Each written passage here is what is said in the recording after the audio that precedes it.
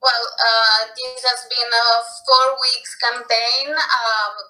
We have had the pleasure to work and collaborate on this with the COFEM, which is the Coalition of Feminists for Social Change. Nassima, she works for the Europe region, and they reached out to us back in August, if I remember correctly, to start a partnership dealing with feminist issues. We decided to partner up because we believe in their project and they believe in Young Feminist Europe, which is the platform I am a member of. And basically, we had different issues that we could tackle, and we decided to focus on gender-based violence and how it happens online, as it's becoming a major thing. I've seen these days that most of the greatest international organizations at global level are tackling the same issue, so this is definitely the right moment to talk about it. And I don't know if you are all familiar with the concept of and the definition of gender-based violence. In general, we at Young Feminist Europe believe that gender-based violence should be inclusive, meaning that we will not only focus on how it targets women and girls, but also gender non-conforming people and persons who belong to the LGBTQI+ community. Gender-based violence needs to be understood as a cross-cutting issue. It affects society as a whole, and all of us are targets one way or another.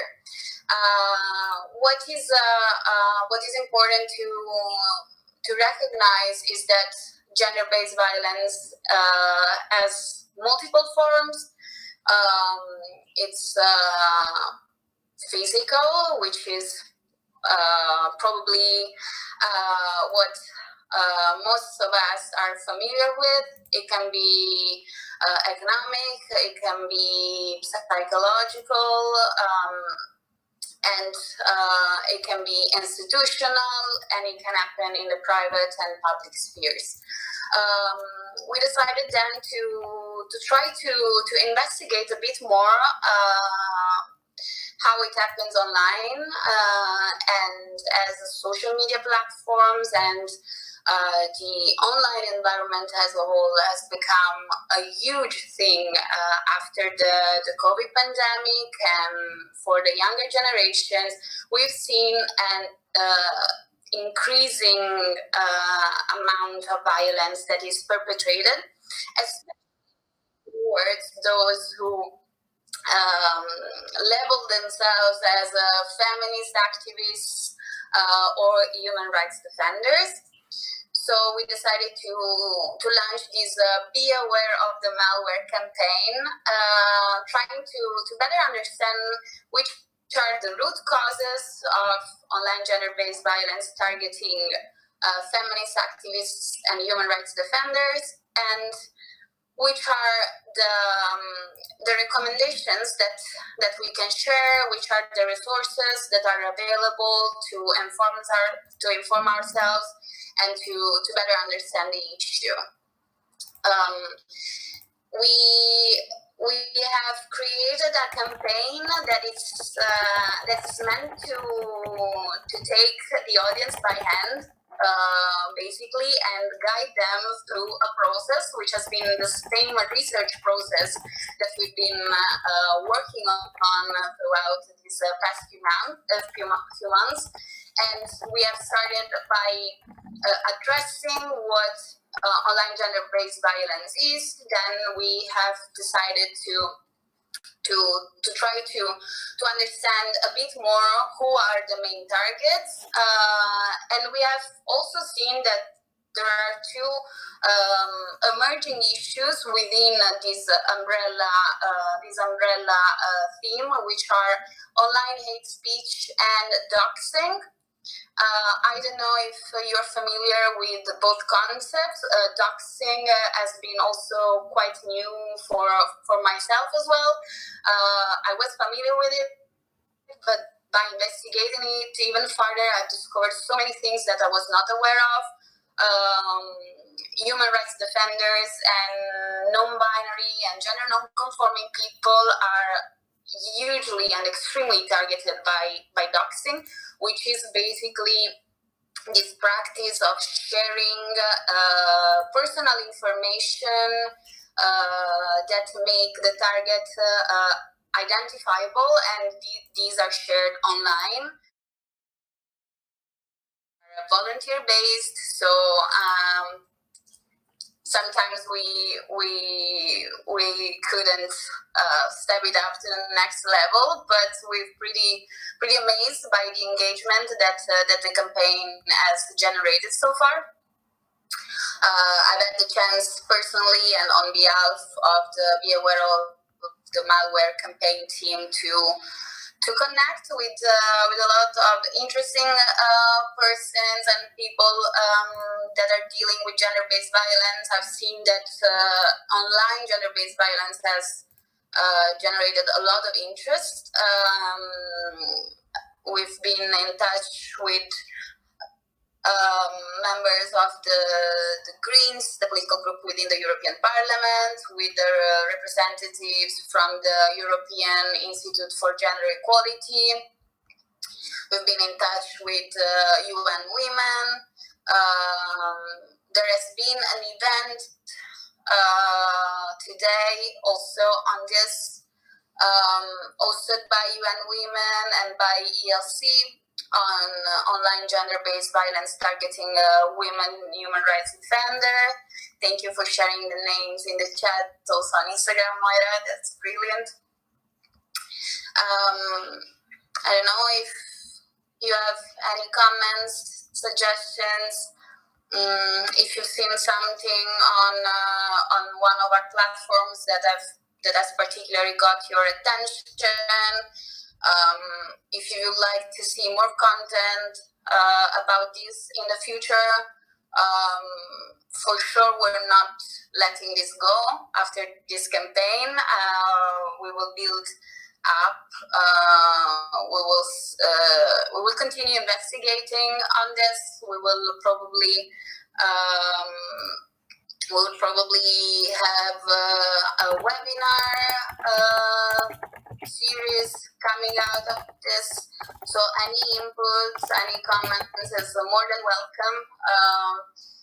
If you have the chance to look at one of our posts, especially on LinkedIn, because they're a bit more comprehensive, we also share some documents based on other experiences from other human rights defenders. You can easily access some documents. If you want a recap of our campaign, we have just been published on the OECD network. Forum network. We draft sort of one pager, let's say, 2-page long document on our campaign with our key findings. I believe that Moira will share the link to it in a moment, sorry. And yes, I see there is, about the key recommendations, where basically what we have focused on a lot is paying attention to who is the perpetrator of such violence, because it's well known that it's mostly perpetrated by ex-partners or current partners. But what got my attention personally was that state actors are majorly involved in the perpetration of online gender-based violence. Governments have the resources to keep track and surveil individuals. And most of the time, doxing comes from people within these governments and these political bodies, which is mind-blowing, I personally think. For the key recommendations in particular, we have also drafted some posts with links that can be accessed. Well, for example, we have the DSOC program that has created a toolkit for gender-based violence service providers to integrate online violence to their protocol and guidelines. We have CyberSafe that has created a toolkit for teachers and professionals working with young people to facilitate workshop on online safety. We have WAVE, which is Women Against Violence Europe, that collects and maintains a list of national women's helplines, which are available in the 46 European countries. We have Association for Progressive Communications, who has developed a campaign which is called the Take Back the Teach, that offers safety roadmaps and information and provides tools to taking action against online gender-based violence. I invite you, if you're interested in this, to go back. I think this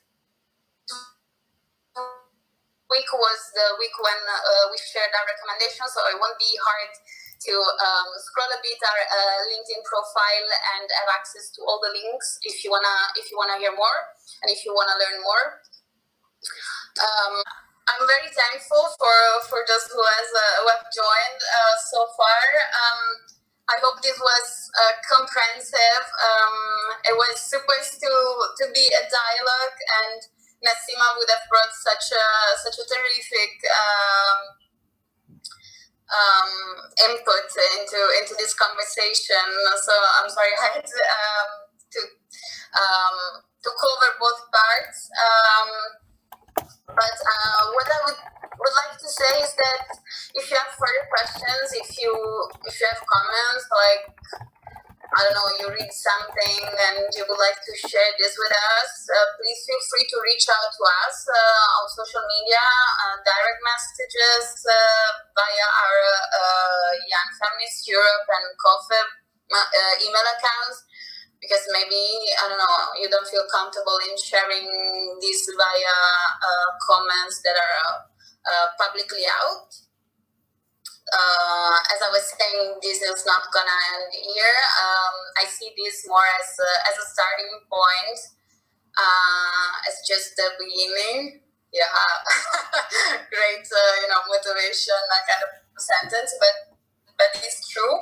And today we exchanged with Xenia, which is the co-founder of YFE, and we were saying that, that was the idea behind my message. Okay, this does not end here.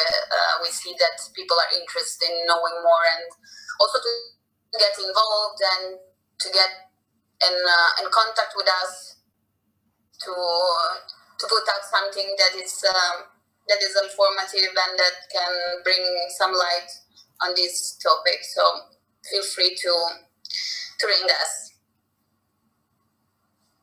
But you can find many of the information that Antonella already shared through the posts in the stories that we have on Instagram and the posts on LinkedIn itself. We will share again the link to the OECD blog that was published today that featured Antonella and Nassima, this campaign. So let's see if someone else joins or if we should still stay on. they're all been very kind to stay with us for almost 30 minutes. That's way more than we expected. Yes. So thank you for this. We would like also to thank Nassima, which wasn't able to join us. So follow also COFEM. Thank you very much. Great. Thank you all. Bye. Thank you, Antonella. See you.